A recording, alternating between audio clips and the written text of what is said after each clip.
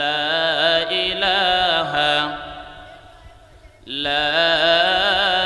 ইলাহা ইল্লাল্লাহু মুহাম্মাদুর রাসূলুল্লাহ সাল্লাল্লাহু আলাইহি ওয়াসাল্লাম। আলহামদুলিল্লাহ, আবাবিল সংসদের উদ্যোগে ইসলামী মহাসম্মিলনের আজকের সম্মিলনের সম্মানিত সভাপতি, প্রধান অতিথি হযরত উলামায়ে কেরাম, আমার সামনে বসা বাবারা, পর্দার আড়ালের মা ও বোনেরা,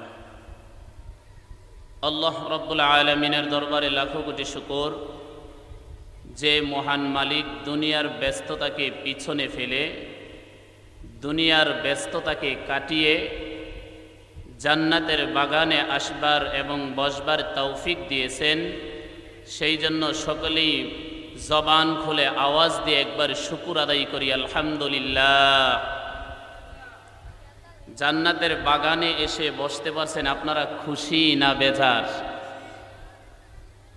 আল্লাহ রাসূল আরবি সাল্লাল্লাহু আলাইহি ওয়াসাল্লাম বলেন যে যেখানে দ্বীনি মজমা হয়, দ্বীনি কথা হয়, ওই জায়গার চারদিকে ফেরেশতারা ঘুরতে থাকে আর তাদের আমল নামায় নেক লিখতে থাকে। সুবহানাল্লাহ বলবেন না? ও মুসলমান, জবানটা খুলে বলেন সুবহানাল্লাহ। আল্লাহ তাআলার শুকর যে আপনাদের এলাকার মধ্যে বাংলাদেশের প্রথম স্থানের যে আলেমগুলা, তাদের মধ্যে একজন আপনাদের এখানে আসতেছেন, আল্লামা হাসান জামিল সাহেব দামাত বারকাতুহু। আরেকজন প্রসিদ্ধ আলেম মুফতি রাফি বিন মনির দামাত বারকাতুহু আপনাদের এখানে আসতেছেন। নসিব বড় ভালো যে এত বড় বড় আলেম আপনাদের এখানে আসতেছে। ও মুসলমান, এটা হচ্ছে রাসূলের কথায় এই মজমাটাকে কি বলছি? জান্নাতের। আওয়াজ দিয়ে আমার সাথে কথা বললেন, কি বলছি? জান্নাতের। আচ্ছা, এখন দুনিয়ার মধ্যে, এখন এই সময়টার মধ্যে, আপনাদের এরিয়ার মধ্যে আপনা বলেন সবচেয়ে দামি জায়গা কোনটা? এখন বর্তমান সময়ে এই অবস্থার মধ্যে, এই সময়ের মধ্যে দামি জায়গা কোনটা এখন? এটা। কারণ এখানে দ্বীনি আলোচনা হচ্ছে, আর রাসূলের ভাষায় এটা হচ্ছে জান্নাতের বাগান। আর দামি জায়গায় সবাই আসতে পারে না। ও মুসলমান, ঘোরাফেরা তো করতেছে, হয়তোবা দোকানের মধ্যে বসে আছে, না হয়তো মোবাইল নিয়ে বসে আছে, না হয়তো গল্পের মধ্যে বসে আছে। আপনি মোবাইল আগামী কালও আমরা চালাইতে পারবো, গল্প আগামী কালও আমি আপনি করতে পারবো, কিন্তু জান্নাতের বাগান, এই মজমা আগামীকাল চাইলেও আর পাবো না। তাই ও কালাপাহাড়িয়ার মুসলমান, সময়টাকে দামি বানানোর জন্য আজকের সময়টাকে আমি দামি বানাই। আমার দুনিয়ার যত জরুরত আছে সব ছেড়ে আমি জান্নাতের বাগানে আমাদের সকলকে আসবার তৌফিক দান করুন। সকলে বলেন আমিন। আল্লাহ, এই সময়টা বড় গুনাহের সময় আমাদের মধ্যে। আমরা কার আগে কে গুনার মধ্যে লিপ্ত হব, জাহান্নামের দিকে অগ্রসর হব, ওই সময়টা এখন বর্তমান সময়। নেকের দিকে ডাকলে সবাইকে পাওয়া যায় না, নেক কাজ করার জন্য সবাইকে মুসলমান পাওয়া যায় না, নেক কাজের মধ্যে ডাকলে সবাই অগ্রসর হয় না, কিন্তু গুনাহের মধ্যে ডাকা লাগে না, সবাই আগে আগে চলে যায়। আজকে তারা গুনাহ করে আনন্দিত হচ্ছে, আজ তারা গুনাহ করে আনন্দ পাচ্ছে। ইনশাআল্লাহ আমরা যারা নেক কাজ করতেছি, আমরা যারা আল্লাহর হুকুম আদায় করতেছি, আমরাও একদিন হাসবো। দুনিয়ার মধ্যে হাসবো না, হাসবো জান্নাতের মধ্যে। যে তো এই জমিনের মধ্যে আল্লাহ তাআলা বলে, বান্দা তোমাদেরকে আমি দুনিয়ার মধ্যে কেন পাঠাইছি তোমরা জানো? আল্লাহ তাআলা নিজেই বলেন, ওয়ামা খালাকতুল জিন্না ওয়াল ইনসা ইল্লা লিয়াবুদুন। আল্লাহ নিজেই আমাদেরকে বলেন, বান্দা ও বান্দা, দুনিয়ার মধ্যে আমি তোমাদেরকে বান্দা বানাইছি একমাত্র আমি আল্লাহর ইবাদত করার জন্য। ও বান্দা, দুনিয়ার মধ্যে তুমি টাকা পয়সা কামাই করে বাড়ির মধ্যে বড় বড় দালান তুলবা। ও বান্দা, টাকা জোগাড় কইরা ব্যাংক ব্যালেন্সের মধ্যে লক্ষ লক্ষ টাকা রাখবা। ও বান্দা, এই কাজের জন্য দুনিয়ার মধ্যে আমি তোমাদেরকে পাঠাই নাই। আমি আল্লাহ তোমাদেরকে দুনিয়ার মধ্যে পাঠাইছি একমাত্র আমি আল্লাহর ইবাদত করার জন্য। আল্লাহ কিসের জন্য আমাদেরকে পাঠাইছে? আওয়াজ দা বলেন না, কিসের জন্য পাঠাইছে? ইবাদত করার জন্য। ও মুসলমান, আল্লাহ দুনিয়ার মধ্যে আমাদেরকে কেন পাঠাইলো আর আমরা দুনিয়ার মধ্যে কি করলাম? আল্লাহ দুনিয়ার মধ্যে পাঠাইছে মালিকের ইবাদতের জন্য, আর আমরা দুনিয়ার মধ্যে আইসা মালিকের নাফরমানি করতেছি। ঠিক না ভাই?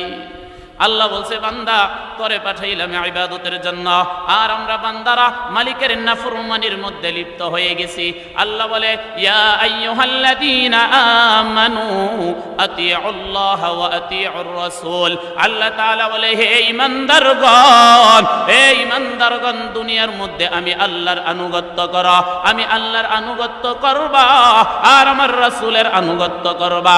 হে বান্দা, দুনিয়ার মধ্যে তুমি যদি আমি আল্লাহ এবং আমার বন্ধুর আনুগত্য করে তুমি দুনিয়া থেকে বিদায় নিতে পারো, ও বান্দা, তুমি তোমার জন্য জান্নাতের নিয়ামত আমি আল্লাহ রেখে দিছি। সুবহানাল্লাহ বলবেন না? ও মুসলমান, আল্লাহর আনুগত্য করলে, রাসূলের আনুগত্য করলে আমাদেরকে আল্লাহ কোথায় জায়গা দিবে? কথা বলেন, আমার দিকে তাকান। আল্লাহর আনুগত্য করলে আর রাসূলের আনুগত্য করলে আল্লাহ আমাদেরকে কোথায় স্থান দিবেন? আল্লাহ বলে আমার এবং আমার রাসূলের আনুগত্য যদি করতে পারো রে মুসলমান, তাহলে আমি আল্লাহ তোমাদেরকে জান্নাত দিয়ে দিব। আল্লাহর আনুগত্য কিভাবে করব? আল্লাহ জমিনের মধ্যে আমাদেরকে পাঠাইছে। আল্লাহ জমিনের মধ্যে আমাদেরকে কেন পাঠাইলো?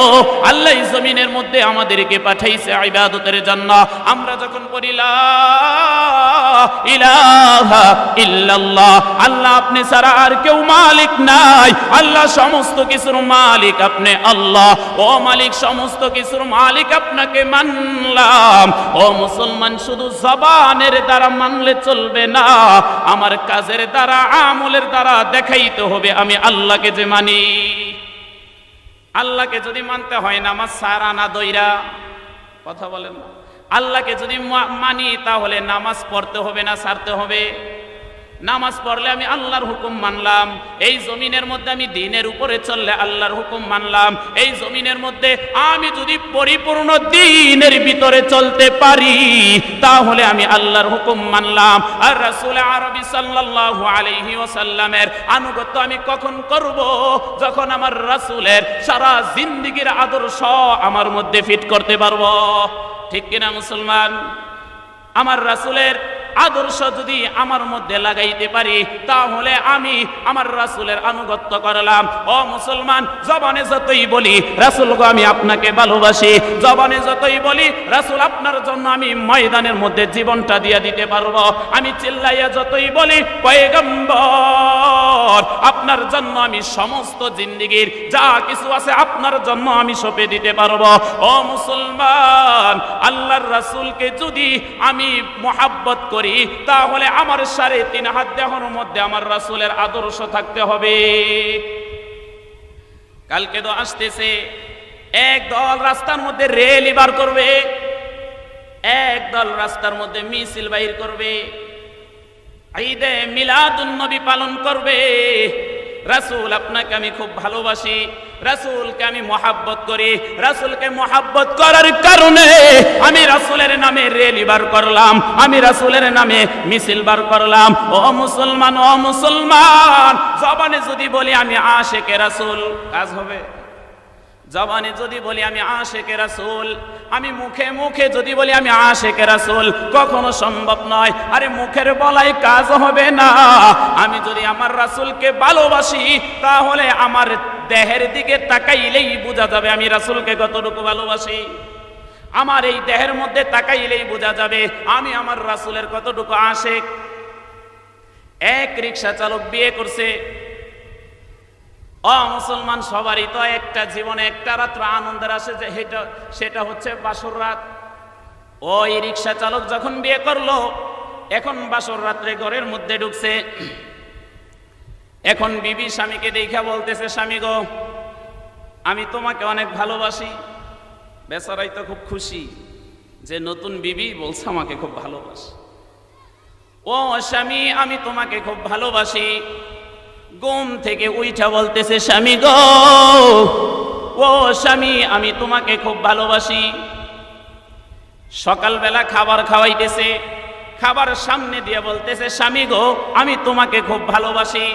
খানা শেষ, আবার বলতেছে, স্বামী গো, আমি তোমাকে খুব ভালোবাসি। এখন বেচারায় কাজে যাবে। সকালবেলা ঘর থেকে বাইর হইছে। এখন ঘর থেকে বাইর হবার পর আবার বলতেছে, স্বামী গো, আমি তোমাকে খুব ভালোবাসি। সারা দিনের জন্য আমার থেকে দূরে চলে যাচ্ছ, স্বামী, আমি তোমাকে অনেক ভালোবাসি। আবার বিকাল বেলা যেন সুস্থভাবে আমার কাছে আসতে পারো।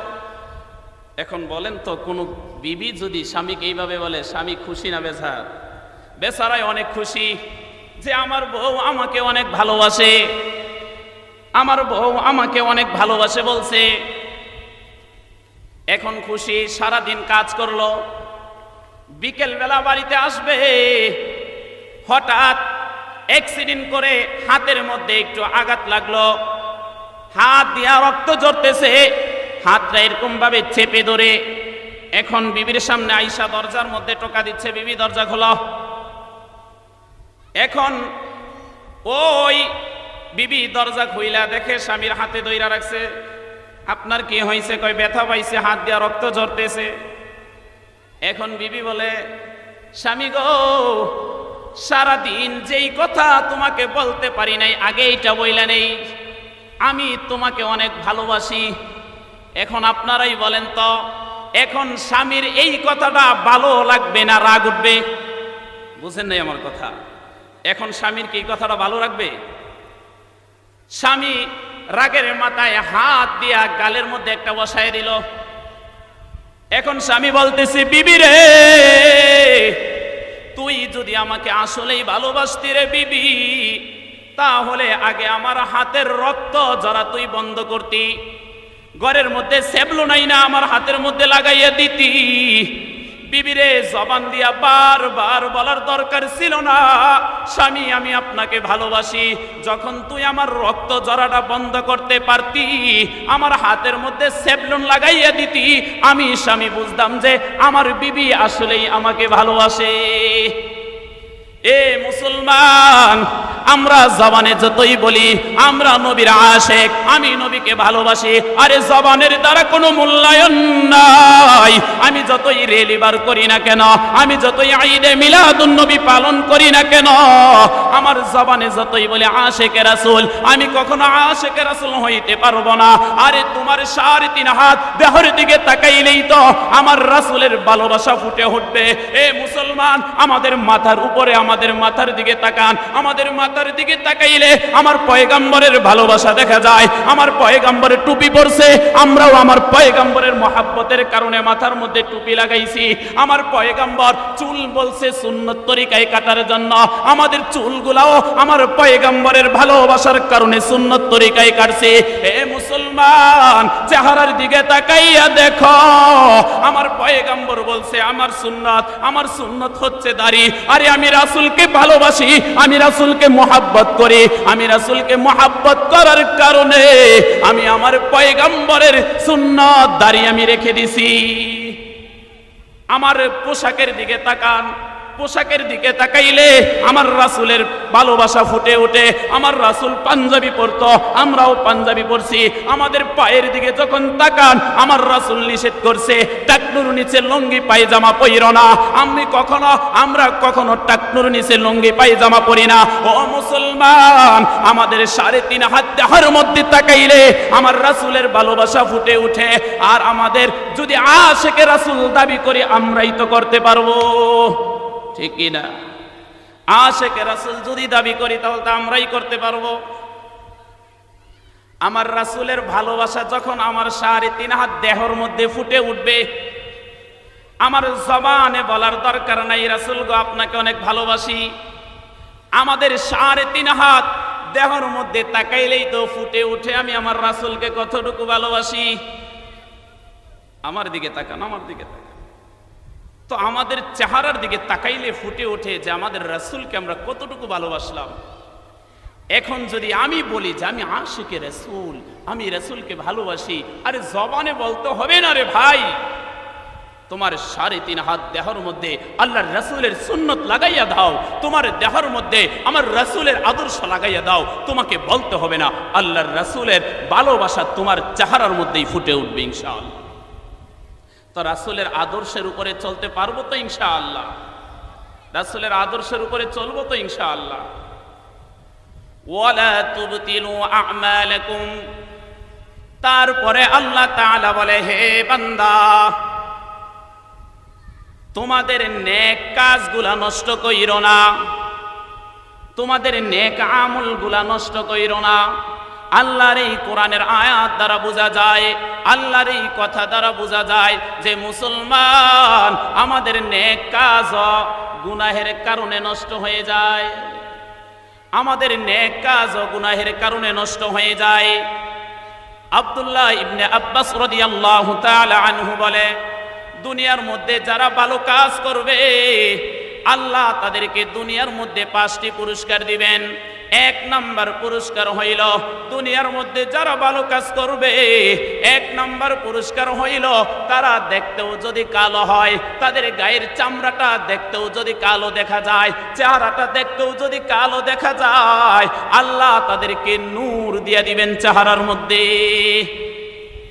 ও মুসলমান, চরমনাই মরহুম ফজলুল করিম রাহমাতুল্লাহি আলাইহি দেখতে কালো ছিলেন, দেখতে সুন্দর ছিলেন না, দেখতে কালো ছিলেন, কিন্তু এই কালো মানুষটা আল্লাহর জন্য তার জিন্দেগিটা সঁপে দিছে, তার সময়টা আল্লাহর জন্য দিয়ে দিছে, তার সমস্ত কাজ আল্লাহ এবং আল্লাহর রাসূলের জন্য সময় ব্যয় করছে। ওই মানুষটাকে দেখার জন্য তামাম বাংলাদেশের মানুষ পাগল ছিল।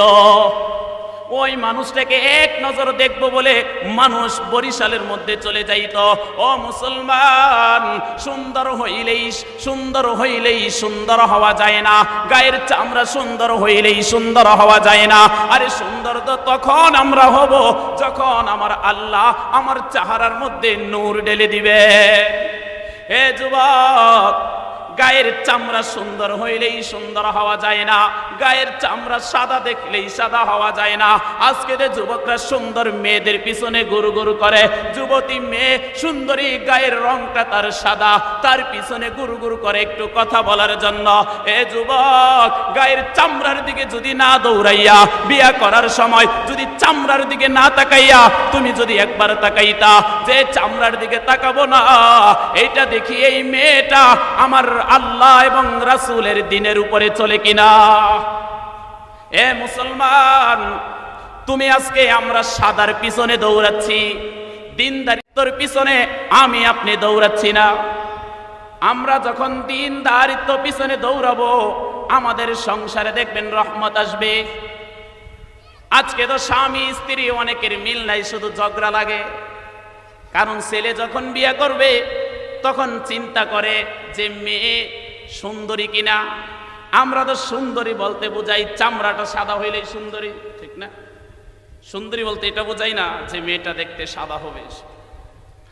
আহা, না না না, আমি যদি বিয়া করার সময় প্রাধান্য দিতাম দ্বীনদারিত্বকে, আমি যদি প্রাধান্য দিতাম এই মেয়েটার পরিবার দ্বীনদারিত্ব কিনা, আমি যদি প্রাধান্য দিতাম এই মেয়েটা পর্দায় থাকে কিনা, তাহলে আমাদের সংসারের মধ্যে অশান্তি হইতো না। আজকে অনেক পরিবারেরই অশান্তি, কারণ স্ত্রী স্বামীর কথা মানে না, স্ত্রী স্বামীর অবাধ্য। আল হায়াউ শু'বাতুম মিনাল ঈমান, রাসূল আরবি সাল্লাল্লাহু আলাইহি ওয়াসাল্লাম বলেন, হায়া, লজ্জা হচ্ছে ঈমানের অঙ্গ। এখন আজকে আমাদের মেয়েরা, আমাদের বোনেরা, আমরা ছেলেরা, যুবকেরা, হায়া লজ্জা আমাদের সমাজ থেকে উঠেই গেছে। এখন আমার বিয়ে করছি নতুন বউ, এখন রাস্তায় বাহির করে মুখটা খোলাইয়া, ও মুসলমান, তোমার বউ কেন অন্য পুরুষরা দেখবে? তোমার বিবিকে কেন অন্য পুরুষরা দেখবে? তোমার বিবির চেহারা দেখার অধিকার তো একমাত্র তোমার। তোমার বিবিকে কেন বাজারে গাজারে সব জায়গায় তোমার বিবির চেহারা কেন তুমি দেখাইবা? আরে তোমার বিবি তো তোমার কাছে আমানত। তোমার বিবি তোমার ঘরের ভিতরে রাখবা। তোমার বিবি যখন রাস্তায় বাইর হবে, তোমার বিবির শরীরের কোনো অঙ্গ যেন পর পুরুষ দেখতে না পারে, এটা তোমার দায়িত্ব। আজকে আমাদের মেয়েরাও স্টাইলিশ জামা পরে, হায় হায়, রাসূলের আদর্শের উপরে নাই। আজকে ইসলাম আমাকে বলছে পর্দা করার জন্য, ইসলাম আমাকে বলছে পর্দার উপরে চলার জন্য, আর আমি চলি বেহাইয়া পরা খ্রিস্টান ইহুদি নায়ক নায়িকার কালচারের উপরে আমার আদর্শ বানাইয়া ফেলছি। ঠিক কিনা? আমরা আইডল মনে করি, আমরা আইডল মনে করি কোনো নায়ককে, আমরা আইডল মনে করি কোনো খেলোয়াড়কে, আমরা আইডল মনে করি কোনো নায়িকাকে। হায় হায়, না না না, আমার আদর্শ তো কোনো খেলোয়াড় হতে পারে না, আমার আদর্শ কোনো নায়িকা হতে পারে না, আমার আদর্শ কোনো নায়ক হতে পারে না। আমার আদর্শ তো একমাত্র হবে আমার রাসূলের আদর্শ। ঠিক কিনা মুসলমান? আব্দুল্লাহ ইবনে আব্বাস রাদিয়াল্লাহু তাআলা আনহু বলে, যারা দুনিয়ার মধ্যে ভালো কাজ করবে তাদের পুরস্কার হচ্ছে 5টি। 1 নম্বর পুরস্কার হইল, তারা দেখতেও যদি কালো হয়, তারা দেখতেও যদি কালো হয়, তাদের গায়ের চামড়া দেখতেও যদি কালো হয়, তাদের চেহারার ফেস কাটিং দেখতে ভালো না, কিন্তু তারা যখন দ্বীনের উপরে চলবে, আমি আল্লাহ তাদের চেহারার মধ্যে আমি আল্লাহ নূর ঢেলে দিব। সুবহানাল্লাহ, সুবহানাল্লাহ। 2 নম্বরে বলে, যারা দ্বীনের উপরে, যারা ভালো কাজ করবে দুনিয়ার মধ্যে, যারা আল্লাহ এবং রাসূলের আনুগত্য করবে, আল্লাহ 2 নম্বর পুরস্কার বলে তাদের দিলের মধ্যে আল্লাহ নূর ঢেলে দিবে। আর দিলের মধ্যে যখন নূর ঢেলে দিবে রে মুসলমান, দিলের মধ্যে যখন নূর ঢেলে দিবে, আরে যার দিলের মধ্যে মালিকের রহমতের নূর আছে, যার দিলের মধ্যে মালিকের রহমতের নূর আছে, ওই দিল দ্বারা আমি যখন আমার রবকে সিজদা দিব, আমি যখন সুবহানা রাব্বিয়াল আলা, সুবহানা রাব্বিয়াল আলা বলে আমার মালিকরে ডাকবো, আরে সিজদার মধ্যে আমি মজা পাবো। আমি যখন রুকু দিব, আরে রুকুর মধ্যে আমার মালিকের তাসবিহ যখন আমি জপবো, আমি রুকুর মধ্যে মজা পাবো। আমি যখন নামাজে দাঁড়াবো, নামাজের মধ্যে মজা পাবো। আমি যখন জিকির করব, জিকিরের মধ্যে মজা পাবো। কারণ আমার দিল, আমার অন্তর তো কলব তো সাফ। এখন হুজুর নামাজের মধ্যে মজা পাই না, নামাজের মধ্যে মজা নাই, জিকিরের মধ্যে মজা নাই, দিনই মজমার মধ্যে বসলে মজা পাই না। কারণ সারাদিন তো গুনাহ করি, মজা করতে পাবো। কথা বুঝেন নাই? সারাদিন তো গুনাহ করতে করতে করতে করতে আমার কলবটাকে কালো করে ফেলছি, আমার কলবের মধ্যে জং ধরে গেছে। এই জং দ্বারা মালিকের জিকির করলে মজা পাওয়া যায় না, এই জং দ্বারা কলব দ্বারা মালিকের সিজদা দিলে মজা পাওয়া যায় না, এই জং দ্বারা কলব দ্বারা মালিকের সামনে যখন নামাজে দাঁড়াবো আমি মজা পাই না। আরে মজা তখনই তো পাবো যখন এই কলবটা সাফ থাকবে, মজা তখনই তো পাবো যখন এই কলবের মধ্যে আমার মাওলার নূর থাকবে। বলে মাওলার নূর দ্বারা যেই কলব পরিপূর্ণ, যেই কলব সাফ, এই কলব দ্বারা আমার মালিকরে ডাকলে মজা পাওয়া যায়। এই কলব দ্বারা তুমি রাত্রেবেলা, হে যুবক, তুমি দুনিয়ার মেয়ের সাথে কথা বলতে মজা পাও। রাত্র গভীর হইলে তোমার প্রেমিকার সাথে কথা বলতে মজা পাও। আল্লাহর কসম করে বলি, যেই কলবটা সাফ, যেই কলবটা সাফ, যেই কলবটা পবিত্র, যেই কলবটা গুনাহমুক্ত, ওই কলব যত গভীর রাত্র হয় তত মালিকের সামনে সিজদা দিতে মজা পায়। যত বেশি রাত্র হয় মালিককে ডাকতে মজা পায়। যত গভীর রাত্র হয় আমার মালিকের কাছে 2টা হাত তুলে কান্না করতে মজা পায়। আরে কলব যদি সাফ হয় নামাজ পড়লে মজা পাওয়া যায়, কলব যদি সাফ হয় কোরআন তেলাওয়াত করলে মজা পাওয়া যায়, কলব যদি সাফ হয় মালিককে যত ডাকবা ততই মজা লাগবে। আর এই কলবের মধ্যে যদি জং ধরে যায়, আর এই কলব যদি নাফরমান, এই কলব যদি গুনাহ করতে করতে কালো হয়ে যায়, এই কলব নেক কাজ করতে মজা পাবে না। এ মুসলমান, আমার কলবকে যদি সাফ বানাইতে পারি, আমরা কলবকে যদি সাফ করতে পারি, তাহলে একমাত্র আমার আল্লাহ এবং আমার রাসূলের আনুগত্য করতে হবে। আল্লাহ এবং আল্লাহর রাসূলের আনুগত্য করব তো ইনশাআল্লাহ। আওয়াজ দিয়ে বলেন না ইনশাআল্লাহ। নামাজ পড়বো তো ইনশাআল্লাহ। কলব সাফ হয় জিকিরের মাধ্যমে, কলব সাফ হয় কোরআন তেলাওয়াতের মাধ্যমে, কলব সাফ হয় ইস্তিগফারের মাধ্যমে, কলব সাফ হয় আমার মাওলার ডাকার মাধ্যমে। এ দুনিয়ার মুসলমান হায়াত বড় লম্বা নয়, হায়াত অতি ছোট, হায়াত অতি কম। এত লম্বা হায়াত আমাদের দেয় নাই যে শত শত বছর দুনিয়ার মধ্যে থাকবো। এরে মুসলমান, অল্প হায়াত দিয়ে আল্লাহ দুনিয়ার মধ্যে পাঠাইছে। এই হায়াতরা যদি কাজে না লাগাইতে পারো, এই হায়াতরা যদি সময়ের মূল্যায়ন করতে না পারো, তোমার আমার জন্য সামনের রাস্তা বড় ভয়ঙ্কর। কবর কিন্তু ভালো জায়গা নয় রে মুসলমান। কবর কিন্তু আমার আপনার সাথে কখনো ভালো ব্যবহার করবে না। যদি নাফরমান হয়ে মারা যায়, কবরের আযাব এত কঠিন যেটা কল্পনাও দুনিয়ার মধ্যে করতে পারবো না। তো ভালো কাজ করবো তো ইনশাআল্লাহ, নেক কাজ করবো তো ইনশাআল্লাহ। আব্দুল্লাহ ইবনে আব্বাস রাদিয়াল্লাহু তাআলা আনহু 2 নাম্বার বলে, 3 নাম্বার ভালো কাজ, যে ব্যক্তি বেশি বেশি ভালো কাজ করবে আল্লাহ তার রিজিকের মধ্যে বরকত দান করে দিবেন। কি করে দিবেন? ভালো কাজ করলে, আল্লাহর আনুগত্য করলে, রাসূলের আনুগত্য করলে আল্লাহ রিজিকের মধ্যে বরকত দান করবেন। 4 নম্বর কই, যে ব্যক্তি ভালো কাজ করবে, যে ব্যক্তি আমি আল্লাহ এবং আমার রাসূলের আনুগত্য করবে, আল্লাহ বলেন যে ওই ব্যক্তির শারীরিক শক্তি আমি আল্লাহ দিয়ে দিব। সুবহানাল্লাহ বলেন না? 5 নম্বর বলে, যে ব্যক্তি ভালো কাজ করবে, 5 নম্বরে যে ব্যক্তি ভালো কাজ করবে, কোন ব্যক্তি যদি ভালো কাজ করে আল্লাহ দুনিয়ার মধ্যে 5 নম্বরে যেই পুরস্কার দিবেন, আল্লাহ দুনিয়ার মধ্যে ওই পুরস্কার দিবেন তার অন্য মানুষের অন্তরের মধ্যে, অন্য মানুষের দিলের মধ্যে, অন্য মানুষের মনের মধ্যে ওই ব্যক্তির মহাব্বত ঢুকাইয়া দিবেন। সুবহানাল্লাহ বলেন না? অন্য মানুষের দিলের মধ্যে ওই ব্যক্তির মহাব্বত ঢুকাইয়া দিবেন। আরে দেখেন না, আল্লামা আহমদ শফী রহমাতুল্লাহি আলাইহি যখন মারা গেছে, আল্লামা জুনাইদ বাবুনগরী রহমাতুল্লাহি আলাইহি যখন মারা গেছে, বাংলাদেশের আনাচে কানাচের মানুষ দৌড়াইয়া চইলা গেছে, পাগলের মতো চইলা গেছে হাটহাজারী মাদ্রাসার মধ্যে একবার হযরত ওয়ালাদের জানাজার মধ্যে শরীক হবার জন্য। কারণ সারা জিন্দেগীর সময়টা তো আল্লাহ এবং রাসূলের জন্য দিয়া দিছে। আর আল্লাহ বলে আমার জন্য তোমার জিন্দেগি দিয়া দিছ, আর আমি আল্লাহ দুনিয়ার মানুষের ভিতরে, দেশের মানুষের মনের মধ্যে তোমাদের ভালোবাসা এবং তোমাদের মহাব্বত তৈরি করে দিলাম। ও মুসলমান, ভালো কাজ করলেই 5টি পুরস্কার পাওয়া যায়। 1 নম্বর পুরস্কার কি বলছি? ভালো কাজ করলে আমি দেখতেও যদি কালো হই, আল্লাহ চেহারার মধ্যে নূর দিয়া দিবেন। ভালো কাজ করলে আল্লাহ অন্তরের মধ্যে নূর দিয়া দিবেন। ওই নূর দ্বারা মালিকের প্রেমে তাড়াতাড়ি পাওয়া যায়, ওই নূর দ্বারা মালিকের ভালোবাসা পাওয়া যায়, ওই নূর দ্বারা মালিকের কাছাকাছি যাওয়া যায়, ওই নূর দ্বারা মালিককে ডাকতে মজা লাগে, ওই নূর দ্বারা মালিককে সেজদা দিতে মজা লাগে, ওই নূর দ্বারা জিকির করলে মজা লাগে, ওই নূর দ্বারা কোরআন তেলাওয়াত করলে মজা লাগে। 3 নম্বর, আমার ঘরের মধ্যে রিজিকের অভাব, আমার ঘরের মধ্যে রিজিকের অভাব।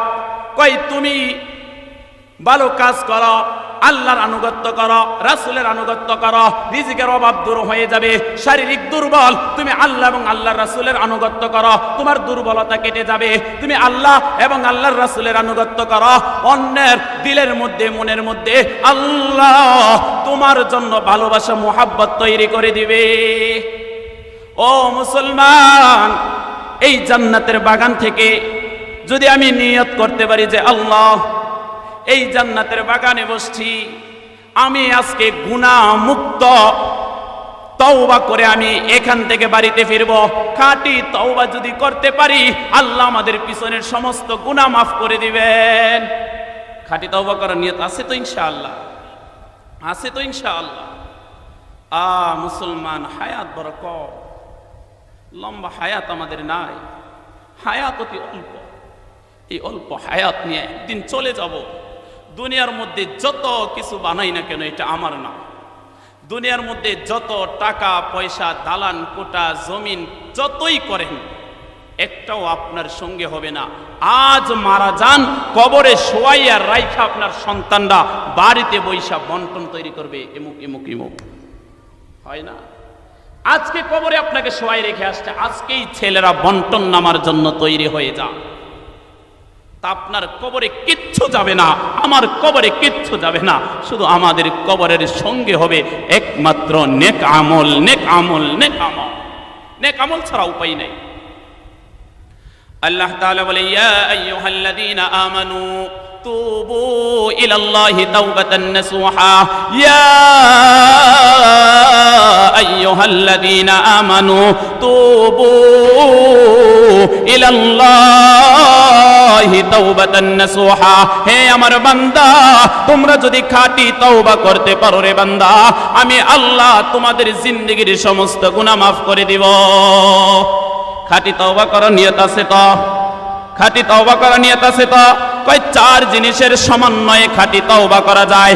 এক নাম্বার হচ্ছে, আল্লাহ আমার 7 বছরের জিন্দেগি, আমার 30 বছরের জিন্দেগি, আমার অল্প হায়াতের যেই জিন্দেগি আছে রে মালিক, গুনায় কাটাইয়া দিলাম, গুনায় কাটাইয়া দিলাম। এই হায়াতের জিন্দেগিটা আল্লাহ সমস্ত গুনাহের জন্য আজকে আবাবিল সংসদের সম্মিলন থেকে আল্লাহ লজ্জিত হইয়া, আল্লাহ লজ্জিত হইলাম, সমস্ত গুনাহের জন্য লজ্জিত হইলাম, সমস্ত গুনাহের জন্য লজ্জিত হইলাম। এই লজ্জিত হইয়া আখেরি মোনাজাত যদি দিয়ার চোখের পানিগুলা ফেলতে পারো, আল্লাহ সমস্ত গুনাহের জন্য লজ্জিত হইলাম রে মালিক, সমস্ত গুনাহের জন্য লজ্জিত হইয়া তোমার কাছে হাত তুললাম, আল্লাহ আর গুনাহ করব না। কয় প্রথম নাম্বার হইল, আমি আমার পিছনের সমস্ত গুনাহের জন্য মালিকের দরবারে লজ্জিত হইলাম। 2 নাম্বার হইল, যেই গুনাহ পিছনে করছি এই গুনাহ ছেড়ে দিলাম। 3 নাম্বার হইল, সামনে আমি আর এই গুনাহ কখনো করব না। 4 নম্বর হলো, বান্দার হক কখনো নষ্ট করব না। এই 4টা জিনিস যদি আমি মানতে পারি, এই 4টা জিনিসের সমন্বয়ই হলো খাঁটি তওবা। এই 4টা জিনিস পারবো তো ইনশাআল্লাহ? এই 4টা জিনিসের সমন্বয়ে আজকে মালিকের কাছে কান্না করে চোখের পানিগুলা ফেলে খাঁটি তওবা করব তো ইনশাআল্লাহ? করব তো ইনশাআল্লাহ? আওয়াজ দা বলেন না ইনশাআল্লাহ? হযরতে ওমর রাদিয়াল্লাহু তাআলা আনহু নরম মানুষ না গরম মানুষ? ওমর রাদিয়াল্লাহু তাআলা আনহুর কথা বুঝেন নাই? ওমর নরম ছিলেন না গরম ছিলেন? ওমর রাদিয়াল্লাহু তাআলা আনহু একজন গরম মানুষ ছিলেন। একদিন ওমর রাদিয়াল্লাহু তাআলা আনহু রাস্তা দিয়ে হেঁটে যাচ্ছে, হঠাৎ রাস্তা দিয়ে যায়, রাস্তা দিয়ে যাইয়া দেখে এক যুবক মাটির মধ্যে গড়াইয়া গড়াইয়া কান্না করে। কান্না করার কারণে ওই যুবক তাকাইয়া দেখে ওই যুবক মাটির মধ্যে গড়াইয়া গড়াইয়া কান্না করে। হযরতে ওমর রাদিয়াল্লাহু তাআলা আনহু ওই যুবকের কান্না দেখা হযরতে ওমর সামনে যাইয়া বলে, যুবক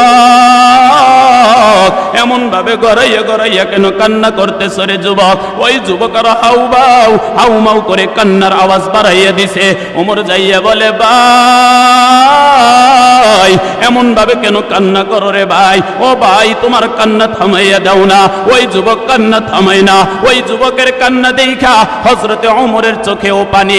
হযরতে ওমর রাদিয়াল্লাহু তাআলা আনহু বলে, হে ভাই তুমি কেন কান্না করো? কান্নাগুলো থামাইয়া নাও। ওই যুবক ডাক দিয়া বলে, হে ভাই ওমর, আমারে পয়গম্বরের কাছে নিয়ে যাও, আমারে পয়গম্বরের কাছে নিয়ে যাও, তাহলেই আমার কান্না থামবে। পয়গম্বরের কাছে যখন নিয়ে গেল, পয়গম্বরের কাছে যাইয়া পয়গম্বরের সামনে ওই যুবকরে যখন বসাইল, পয়গম্বরের সামনে বসানোর পরে ওই যুবক হাউমাউ করে কান্নার আওয়াজ বাড়াইয়া দিছে। পয়গম্বর বলতেছে, যুবক কান্না করো কেন বলো? পয়গম্বরের সামনে বলতে পারে না। বলে, পয়গম্বর আমি এত গুনাহ করছি গো পয়গম্বর, আল্লাহ মনে হয় আমার গুনাহ মাফ করবে না। আবার কান্নার আওয়াজ বাড়াইয়া দিছে। পয়গম্বর বলে, হে যুবক কি হয়েছে তুমি বলো? পয়গম্বর যখন এই কথা এই যুবকরে বলল, পয়গম্বরের সামনে কাঁপতেছে আর কান্নার আওয়াজ বাড়াইয়া দিছে। বলতেছে, পয়গম্বর এত বড় গুনাহ করছি গো পয়গম্বর, আমার মালিক মনে হয় আমাকে মাফ করবে না। কই কি গুনাহ করছো তুমি বলো? কই পয়গম্বর আমি যুবক কোনো কাজ করতাম না। রাত্রে বেলায় কবরের মধ্যে যখন মানুষকে কাফন দাফন দেওয়া হয়, ওই লাশের ওই কবরটা করে আমি লাশের কাফনের কাপড়গুলা চুরি করে নিয়ে আসতাম। ও পয়গম্বর ওই দিন আমার কাছে খবর আসলো, হে যুবক এই কবরের মধ্যে একজন মেয়েকে দাফন করা হয়েছে। আমিও রাত্রে বেলায় যাইয়া ওই যুবতীর কবরের কাফনের কাপড়গুলা চুরি করে নিয়ে আসতেছি। কবরটা খোঁড়ার পরে ওই মেয়ের ওই মেয়ের কাফনের কাপড়গুলো যখন খুলে আমি উঠে আসলাম, আমার পিছনে কে জানি বলতেছে, আমাকে কে জানি বলতেছে, যুবক, এ যুবক তাকাইয়া দেখ না, কবরের মধ্যে কাকে শোয়াইয়া রাখছে, এমন সুন্দরী মাইয়া কবরের মধ্যে শোয়াইয়া রাখছে রে যুবক, তুই কখনো এত সুন্দরী মেয়ে দেখোস নাই? কই আমাকে যখন আমার নাফস যখন আমাকে কেউ যেন এরকম একটা কথা বলল, আমার মন চায় আমি ওই মেয়েটাকে তাকাইয়া আমি একবার দেখি। আমি যখন কবরের দিকে তাকাইলাম, লাইটটা যখন মারলাম, আমি দেখি এমন সুন্দরী মাইয়া আমার জিন্দেগিতে আমি কখনো দেখি নাই, এমন সুন্দরী মেয়ে আমার এই দুই চোখে আমি কখনো দেখি নাই। এখন আমার নাফসের খায়েশাত জন্মাইয়া গেল, এখন আমার মন চায় এই মেয়েটার সাথে আমি নাফসের খায়েশাত পূরণ করি, এই মেয়েটার সাথে আমি জিনা করলাম। আমি এখন কবর থেকে আমার খায়েশাত পূরণ করার পরে আমি কবর থেকে উঠে চলে আসলাম, এখন আমাকে কে জানি ডাকে, হে যুবক, তুই আমাকে অপবিত্র বানাইলি, কিয়ামতের দিন আমি আল্লাহর দরবারে তোর জন্য নালিশ করব, তুই কেন আমাকে অপবিত্র বানাইলি? এই যুবক পয়গম্বরের কাছে কান্না করে আর বলে, পয়গম্বর বলে, তুমি তো মারাত্মক গুনাহ করে ফেলছ।